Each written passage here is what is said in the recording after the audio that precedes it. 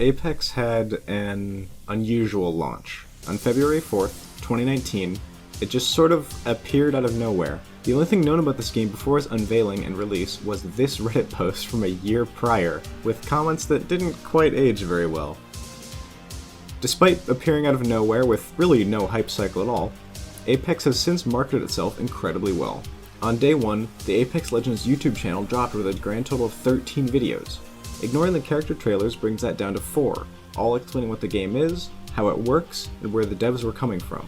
Inside this particular video, they were even teasing content that would be added months later. With the power of hindsight, we can say they were pretty clearly teasing Octane and Watson here, long before they were announced. After Season 0 launched incredibly strong, the first game season released about a month and a half later, alongside the aforementioned Crackhead.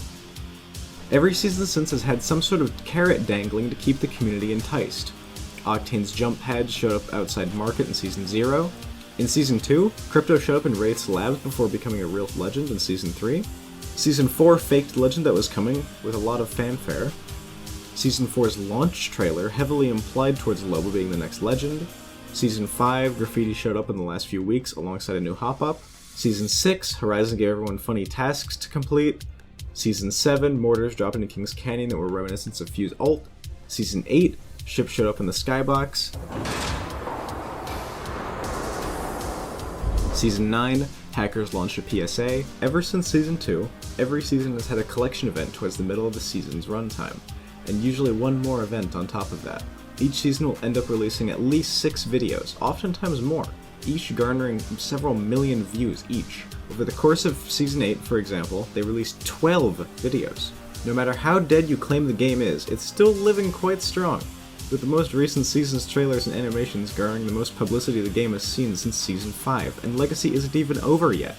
Hell, they managed to carve out their own section at the Game Awards a while back. Fine. When does it start, Mirage? Oh, that's the best part. This party, wait for it, starts right now! Apex is still very much in the spotlight, sometimes not to its own benefit. I do have to mention Apex's incredibly detailed animations, called the Stories from the Outlands. They've obviously done a lot for the lore and the game's popularity alike, but remarkably, they are universally less viewed than the season's launch trailer. Even so, it's pretty clear that these were good investments for Respawn to make, financially and critically. Getting a couple of dozen million people to avidly await the next advertisement for your product is a pretty good position to be in. In the 2.5 years Apex has been around, they've garnered 1/3 of a billion views in total.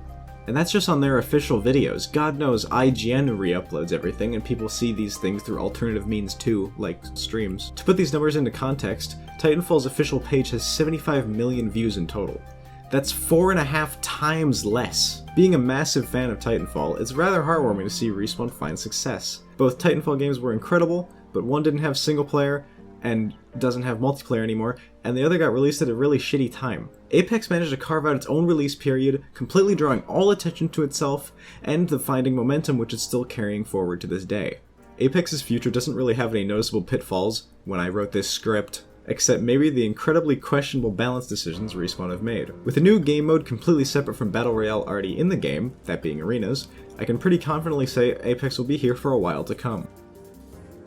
Well, in Apex's 2 years so far, they've released a total of 94 promotional videos for the game on their official YouTube channel, 108 if you count the professional tournament streams. Titanfall 2, in the span of 1.5 years, including pre-release hype, released just 32.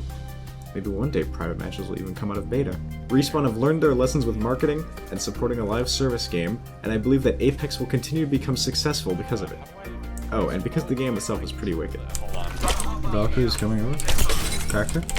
No.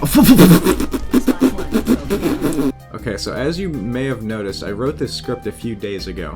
I've since added some altercations to the script because of some recent news. The video is supposed to end here, but Apex did manage to get hacked this morning. Good work. The purpose of the hack is to bring to light that EA is doing some really shady shit by not fixing the problem Titanfall 1 has been experiencing for years, which is that it's being completely DDoSed, making the game entirely unplayable. Titanfall 1, however, is still purchasable, despite being literally unplayable, which is why this is a big deal. Lots of people reacting to this aren't really focusing on the fact that the original Titanfall is like not a game you can even play anymore, and instead just hate their favorite game, Apex, is down. Some of these people are quite delusional.